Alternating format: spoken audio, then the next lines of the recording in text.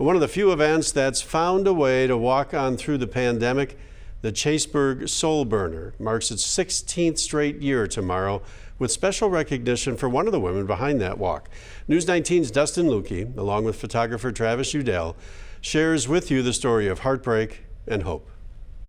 We just kind of put one foot in front of the other for quite a while. As it does for so many people, Linda DeGarmo's journey with cancer goes hand in hand with tragedy. Back in 1972, my mom was diagnosed with ovarian cancer, and she passed away the next year. Still healing from the loss of the person Linda called the heart of her family, nothing could prepare her for what would happen on Valentine's Day just 5 years later. Our daughter Tammy was diagnosed with leukemia.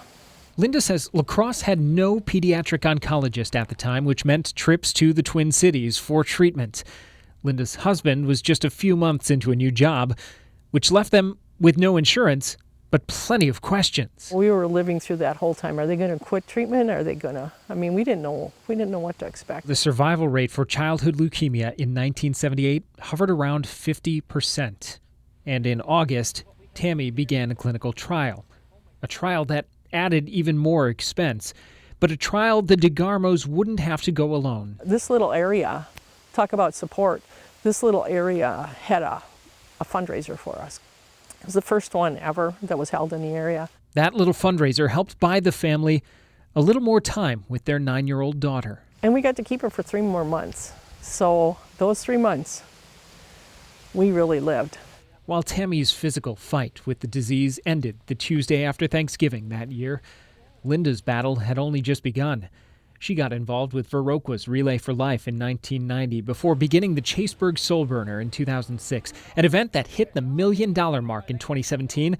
Just around the same time Linda's journey took her to Washington, D.C., lobbying for what's known as the STAR Act. And before we left Washington that day, we had enough co-sponsors for that bill to get passed on to the next level. A bill that would ultimately become the biggest increase in federal funding for childhood cancer treatment and research when signed by President Trump in 2018. And I think it's because of the common human element that people like Linda bring to us, the personal stories of tragedy or of great struggles for families with children with cancer. It's hard not to be moved by that personal testimony that people like Linda can bring to the conversation. Linda's tireless advocacy not only leading to that action on Capitol Hill, but now national recognition. Linda is the American Cancer Society.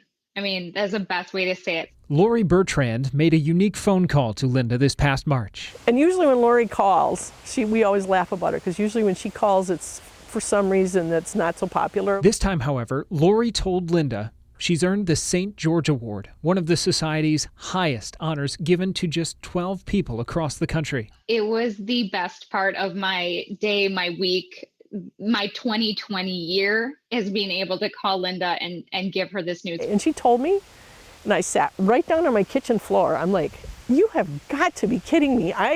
What did I do to deserve this? We have been through some challenging times, and Linda has stuck with us, stuck by our side the entire time. Just like those in Linda's circle, including the 30-plus person Soul Burner Committee, have stuck with her year after year. They are the most amazing group you would ever want to meet.